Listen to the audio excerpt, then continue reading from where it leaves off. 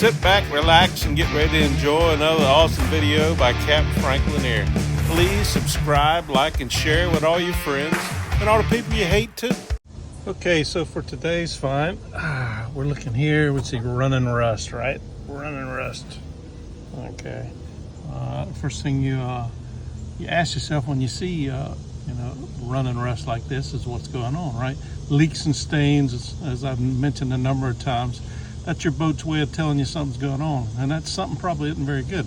So this running rust here is coming from this vent here, and it's probably the hardware. The stainless steel screws or bolts that are holding this vent in place are probably not the best quality, and that's probably why it's corroding, and that's where this running rust is coming from. So the recommendation, of course, would be to pull this up and look and see what's corroding and replace it.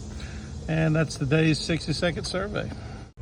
Okay, so for today's find, we're on a mid-sized powerboat, and we're looking at the main cabin. We're inside the cabin here, and this is the kind of stuff you got to look out for. So if you look right here, you see this right here, this line. So that's a scum line or a water line. So what that indicates, so initially you would think, hey, you know what, this boat's had a little bit of water in the front of it, and it's been, in the cabin. And you would look at other places to see. You can see the scum line inside this storage locker here. There's the scum line there.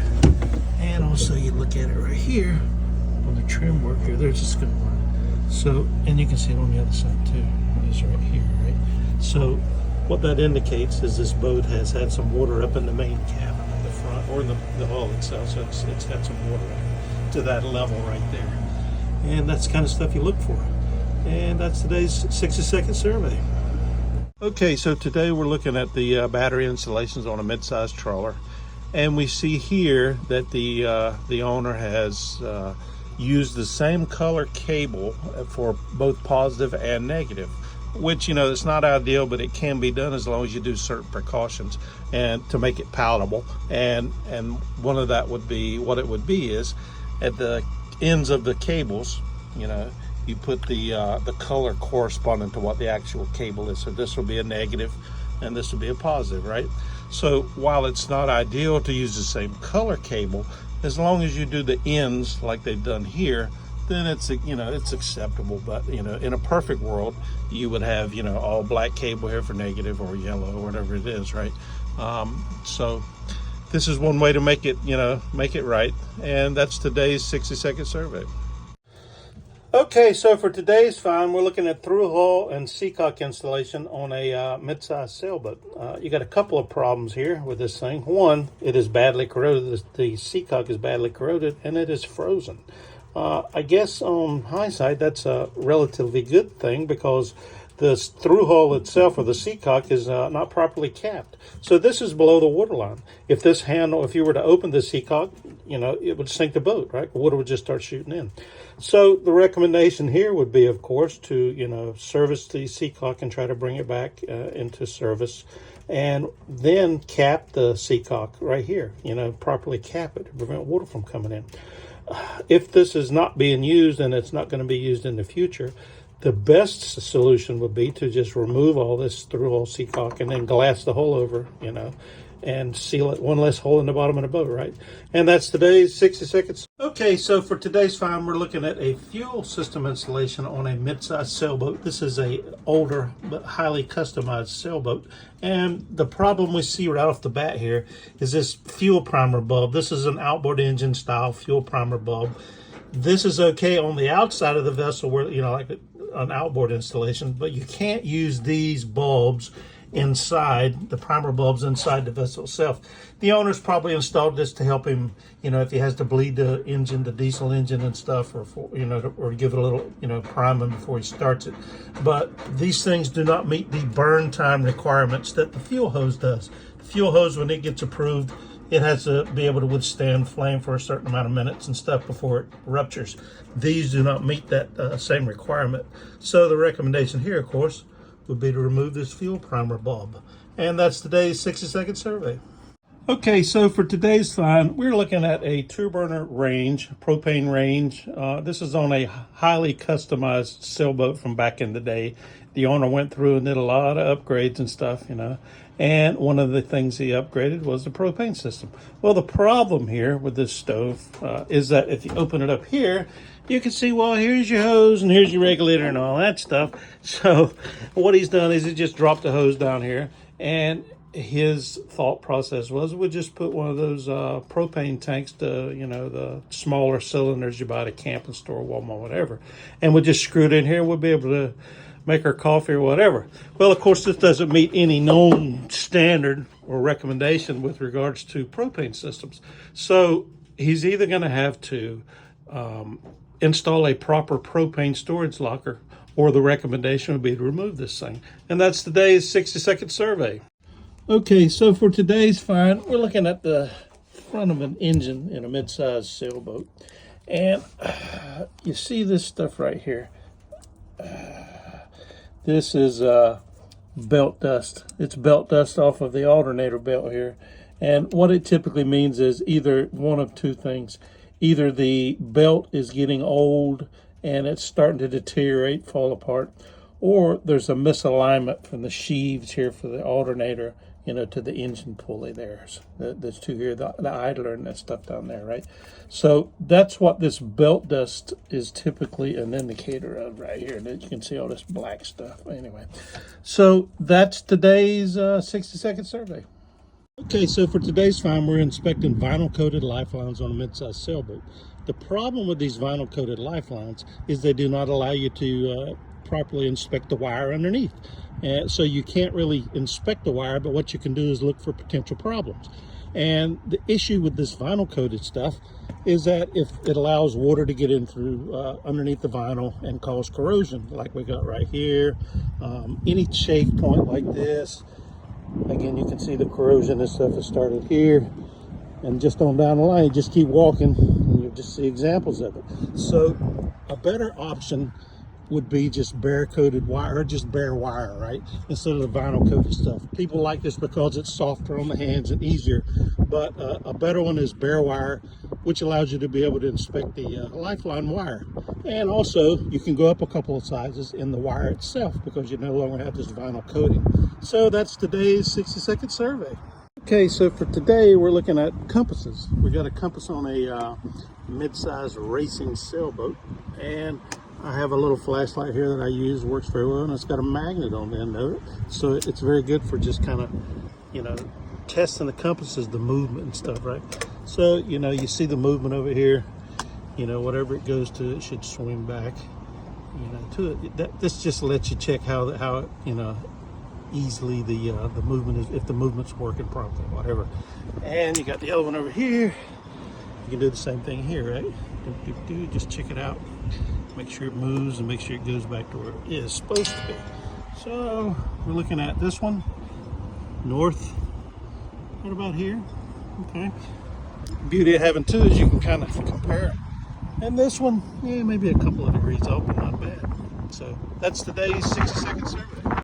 Okay, so for today's find, we're looking at the shore power inlet for on a mid-sized sailboat. And we're looking here, and you see that there's no retaining ring on this type of plug here, right? So the retaining ring, of course, would screw into here and would keep this thing from wiggling around and you know, popping out, right? If it's wiggling like this and there's power to it, of course, then you get micro arcs and sparks, and it can generate heat, you know, resistance and heat. And that's what can cause, you know, fires and stuff, AC shore power related fires, right?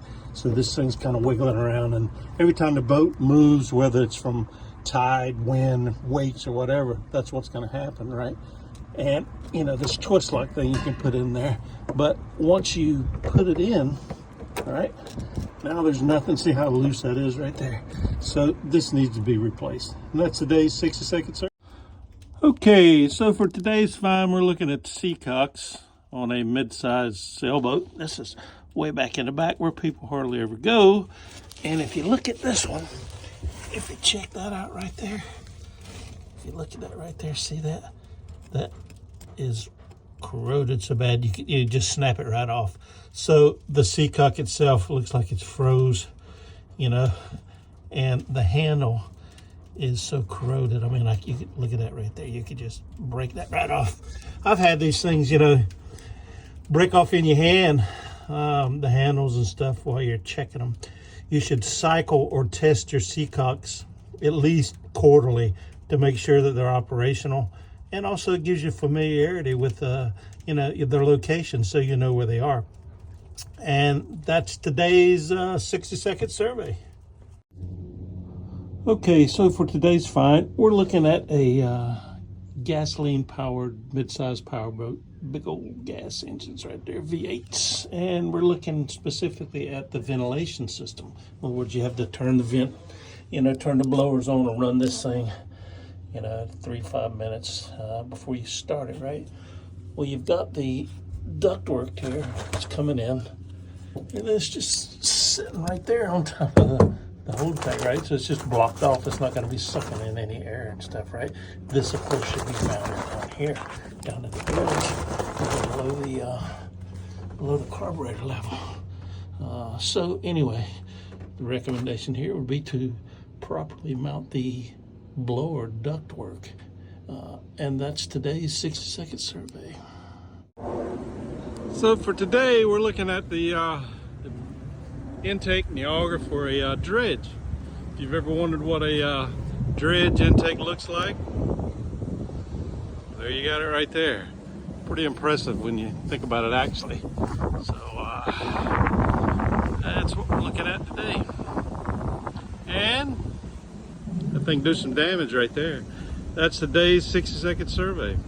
Okay, so for today's find, we're looking at a prop. And of course you can see here, this prop has struck an object, damaged the prop badly, broke one blade off, damaged the other one and stuff. Even worse, it you know, blew out the transmission on it too when they did it.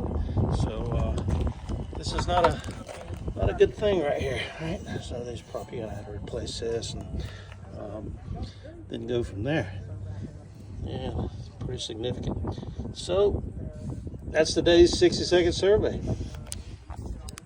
For today's find, we're looking at haloing of the bottom paint. Typically on boats where the bonding system is in poor condition or providing overprotection of the bronze components. I see it a lot on boats with dark colored bottom paint with higher amounts of cuprous oxide. Higher levels of copper coupled with the bonding system issues can lead to the establishment of a galvanic cell and flow of galvanic currents. The recommendation here is to inspect all bonding system connections to make sure they're clean and tight, and to conduct a corrosion survey to ensure proper galvanic protection is being provided. Okay, so for today's find, something good for a change. We're looking at the inlet. This is your shoreside water inlet for dock water. But what's important here is the sign here. You know, most people don't think about it. You know, the sign which says, in essence, you know, don't leave the boat unattended if the connection is made here, right? And why would that be a concern? Well, because if you have a failure in your freshwater system, a hose ruptures or whatever, and you're on city water or dock water, it could lead to flooding of your boat and sinking. And that's today's 60-second survey. For today's find, we're looking at an aftermarket installation of a primary fuel filter, and this is for a diesel engine on a mid-sized sailboat. Well, you look at it and there's your fuel tank, and the mounting screws for this thing are screwed directly into the plastic fuel tank. You know, a normal person would think, well, this is probably not the best way to mount this thing. And you know what? They'd be right. So the recommendation is to pull this thing and make, you know, what ought to be what is, and check the integrity of the fuel tank and mount it somewhere else. For today's find, we're looking at chain plates on a sailboat. As you can see right here, this residue right here, this salty, crusty residue. Well, let's see if I can get a light in here and show it a little better here. But here we go. What you're looking at here, this residue indicates that the chain plate is leaking, and it needs to be pulled, inspected, and rebedded or caulked to prevent more leaking. And that's today's 60-second survey.